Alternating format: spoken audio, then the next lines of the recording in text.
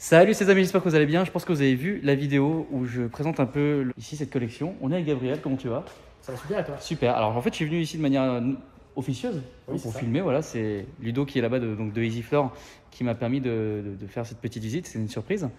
Et comme vous avez pu voir au titre et à la miniature, on va aujourd'hui s'attarder sur une voiture que tu connais très bien. Oui, je connais vraiment bien, je me suis vraiment plongé dedans et elle m'a beaucoup impressionné et beaucoup passionné parce que technologiquement c'est une voiture de dingue quoi. D'accord, bah écoute, on va directement se diriger là-dessus, hein. Allez. Là c'est exceptionnel, c'est-à-dire que c'est vraiment unique au monde. C'est vrai quand même que c'est assez unique au monde. Alors bon, pour être plus précis, on a eu quand même 44. Le troisième Rach a commandé 44 véhicules en 39. Attends, 44 comme ça là? Oui, 44 comme Ah ça. bon? Et ce qui est marrant à savoir, c'est qu'à l'époque, ça coûtait 2 millions d'euros d'aujourd'hui, on va dire. Oh. Donc ils ont lâché 88 millions d'euros pour simplement des véhicules de parade, qui n'étaient pas des véhicules de tous les jours. D'accord. Adolf Hitler ne roulait pas dans cette voiture pour aller prendre son pain.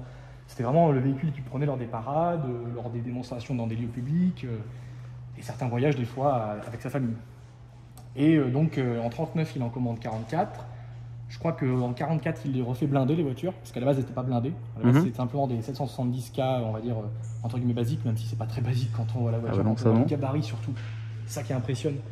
Quand on voit la taille, il faut savoir qu'elle pèse 5000 kg à vide, cette voiture. C'est incroyable, c'est limite le poids d'un camion. C'est un V8 qui a 4 compresseurs dessus, donc pour l'époque c'est démentiel. Il y a 300 litres d'essence pour pouvoir assurer quand même une autonomie un peu respectable. Ouais. Parce que... 200 km dans le... Ouais, non, mais on n'est pas loin, je pense. J'ai vu dans les dossiers que dans une parade de 4 km, il consommait 5 litres au 100. Ça faisait à peu près 115 litres au 100 de consommation. Et qu'en régime stabilisé, il faisait 60 litres au 100. Enfin, oh là là là là. donc en fait, il a été obligé de mettre un réservoir de 300 litres. Comme je disais, donc, la voiture fait 5000 kg et les vitres sont blindées. Chaque porte pèse 350 kg. Quoi? Chaque porte pèse 350 kg. Mais non. Tu vois, écoute ça. Je galère un peu, je vais pas à la salle, je suis pas très musclé. Mais tu peux donc voir là, 300 kg là. 350 kg. Oh là là là là, mais c'est quoi ça Et ben en fait, c'était pour pouvoir résister à tout, quoi, aux balles, au choc, à tout ce qui pouvait se faire à l'époque.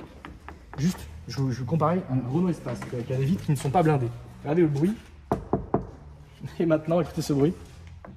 Attends, mais la vitre en fait, elle pèse de ça en fait. Oui, oui, clairement. Ouais. D'accord, ok. Donc j'ai jamais vu un blindage comme ça. C'est-à-dire que même les véhicules aujourd'hui qui sont blindés, c'est niveau 7, 8, Ouais. c'est pas ça. Ah ouais, non, mais là, je crois, on va même pas parler de niveau, enfin, c'était terrible, quoi. Donc, on peut voir aussi des impacts de balles ici. Vas-y, filme à l'intérieur si tu veux, on en parlera un peu des impacts de balles. Ça fait partie un peu de l'histoire de la voiture que je vais raconter juste après. Donc, assez intéressant aussi de voir les mini-estrades pour pouvoir se placer. Et aussi le siège passager, donc le siège où Adolf Hitler résidait, était rehaussé de 13 cm par rapport au conducteur. Ah oui, peut le voir un on peu. peut le voir, ouais. C'était afin de pouvoir montrer aux gens que il était plus grand que les autres. Donc ça va un peu avec le personnage, on va dire. C'est son histoire, c'est comme ça. Mais en gros, il avait demandé, c'était bien une demande de sa part, d'avoir un siège rehaussé de 13 cm. D'accord. Voilà. Alors pourquoi aussi cette voiture a des impacts de balles? Parce qu'en fait, elle a été découverte en 1945, donc juste à la fin de la guerre, par la 2e division blindée de France, qui est le groupe de l'armée française. Et ils l'ont découvert au Berghof. Le Berghof, ça, en allemand, ça veut dire le nid d'aigle. C'est d'ailleurs sa maison personnelle d'Hitler en Autriche. Et donc, ils n'ont pas résisté en fait de vider un chargeur complet, que fusil, j'en sais rien, sur la voiture. Donc, il y a 30 balles. On peut voir aussi donc au côté conducteur, sur le pare-brise et sur cette vitre-là. En fait, ils voulaient savoir s'ils auraient pu tester quelque chose il y a quelques années en arrière, on aurait eu une parade, et ils se sont rendus compte que non, parce qu'aucune balle n'a traversé le blindage, quoi, alors qu'il était vraiment à 2 mètres de la vitre, quoi. Ah bon? Ouais. Ils sont pas arrivés. Donc, ils ont ramené la voiture d'Autriche par la route. Oui. Ça aussi, ça devait être bien folklorique. Ils l'ont offerte au général Leclerc, qui ensuite l'a offert à une association d'anciens combattants qui s'appelait Victoire, qui ont ensuite l'a vendu à un hôtelier à Pau qui a fait des expositions temporaires. C'est assez drôle d'ailleurs de voir ça. À la limite, je te ferai parvenir des photos d'époque si tu veux. Il avait une sorte, comme un cirque, une sorte de grand.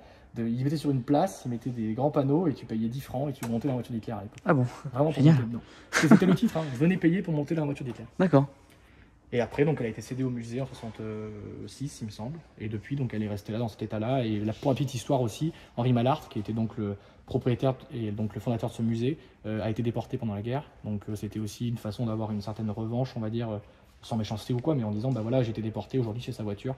Ah bah attends, c'est une très belle revanche. C'est une très belle revanche. Bah oui, ah bah non, bah là, oui, c'est une très belle revanche.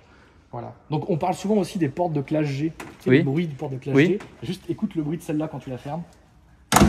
Oh là là. Enfin, tu vois qu'il y a du poids, quoi. Ah bah là, tu vois qu'en fait, à 1 km à la ronde, tout le monde a entendu, si tu veux. Exactement. Ah oui. Donc d'autres détails aussi qui vont te faire rire. Donc le coffre est blindé également. Donc tu peux pas, tu arrives avec une arme, tu ne pourras pas passer à travers. Et il y a 300 litres donc de réservoir d'essence et il y a un bouton d'autodestruction. Pardon? Il y a un bouton. Et est-ce qu'il marche toujours? C'est la question. J'ai pas trop envie d'essayer ça. Moi non plus, j'ai pas envie qu'on essaye. On va passer un mauvais quart d'heure. Il y a un bouton d'autodestruction. Ouais. En fait, c'était une bougie qui mettait feu aux 300 litres d'essence au cas où il se fasse encercler lors d'une parade. Et boum, tout simplement. Ah d'accord. Et ouais, il faut être complètement dingue. Ouais, c'est complètement fou comme détail. Attends, c'est complètement dingue. Et donc voilà, bouton d'autodestruction, pardon. Et également les pneus, donc pour les connaisseurs de vélo ou même de pneumatiques, c'est des pneus à 20 cellules qui étaient increvables par les balles. Donc pareil, on pouvait arriver, on pouvait tirer dessus, ça ne crevait pas. Et c'est une voiture qui était extrêmement résistante et hyper pensée, hyper technologique pour les années fin 30, début 40. Et ça, c'est les pneus d'origine? Ça, c'est les pneus d'origine. C'est dingue parce qu'ils sont limite pas craquelés. Ah bah ils doivent être tellement pleins que en fait, ils sont pas craquelés. Après, elle va beaucoup rouler aussi la voiture, il y a ça. Après, il y a le temps qui a marqué, mais bon, comme elle n'a pas souvent roulé, il faut pas évoluer, bien évidemment, la voiture, mais ils sont tout trop lents. Et d'ailleurs, le rétro justement est intégré à même le feu de recherche. Là, on passe sur l'avant de la voiture. Comment ça se passe un petit peu tout le reste, quoi, finalement? Donc, en gros, c'est une architecture très simple. Donc V8 moteur à l'avant, refroidi par eau. Tout ce qu'on peut faire déjà aujourd'hui, c'est ce qui se faisait déjà à l'époque. Et en fait, c'est une voiture qui était très résistante, très solide, qui était fait pour, qui était très fiable, bien que.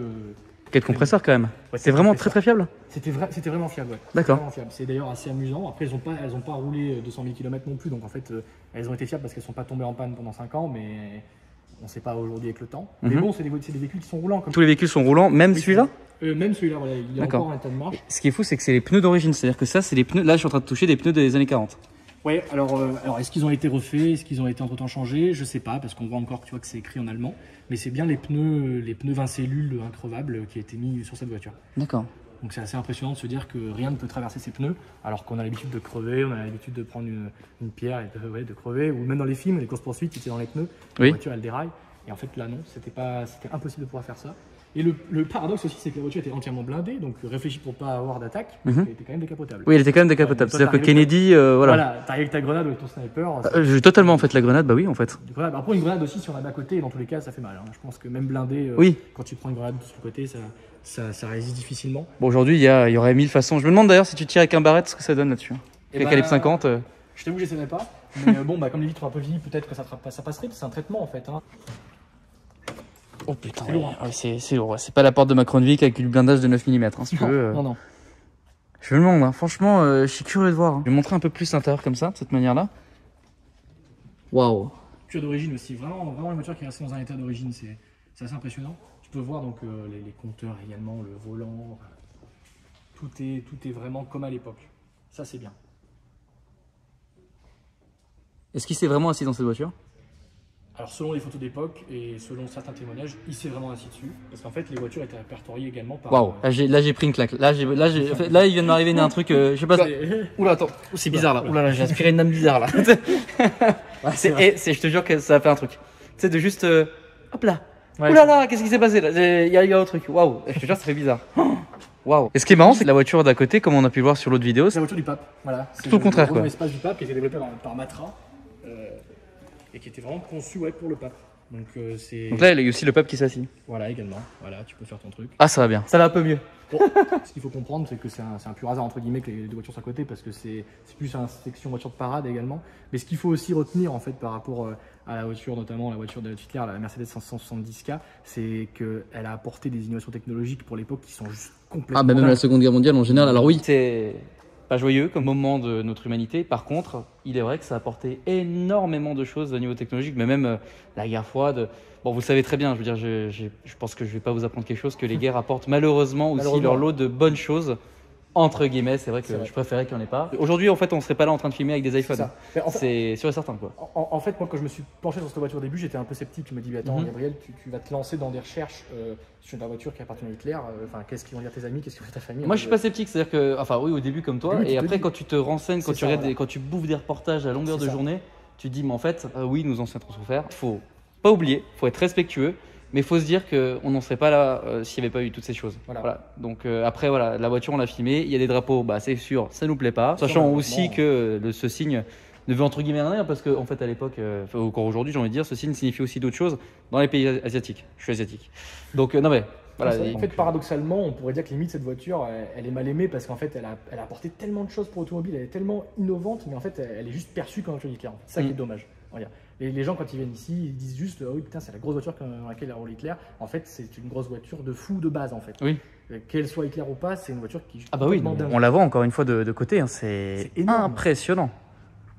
Donc aujourd'hui, bon. Et il y a quand même le président américain quand même, qui a une voiture stylée. Ouais. Bon, bah, le président français il est là en DS7. En DS, toujours. Ouais, mais bon, voilà quoi. Bah franchement, Gabriel, un grand merci à toi. Non, mais c'est avec Je plaisir. sais pas si tu as encore une petite précision, une petite chose à dire. Pas particulièrement, à part que c'est une voiture unique à découvrir ici au musée de Rochetaillé et que moi j'en ai vu nulle part ailleurs. D'accord, bah n'hésitez pas, en tout cas c'est à Lyon, la visite, donc c'est un musée, ça coûte combien d'entrée? 4 € si t'es moins de 25 ans et 6 € si t'es plus de 25 ans. Voilà, donc en fait c'est, pour dire c'est un café quoi le truc. Donc voilà les amis, n'hésitez pas à venir ici, et des belles pépites, c'est la deuxième vidéo que j'ai faite ici. Donc voilà, encore une fois un grand merci à toi Gabriel. C'est vraiment avec plaisir de partager tout ça avec toi et à bientôt j'espère. Bah j'espère aussi. Ludo, un grand merci pour la visite du coup, de m'avoir ramené ici.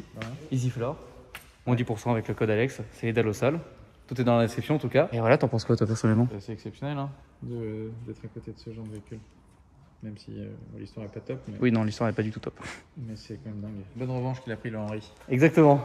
Les amis, en tout cas, j'espère que vous avez kiffé la vidéo. N'hésitez pas à la liker, à vous abonner, à commenter. Et moi, je vous dis à la prochaine pour une nouvelle vidéo. Salut ça.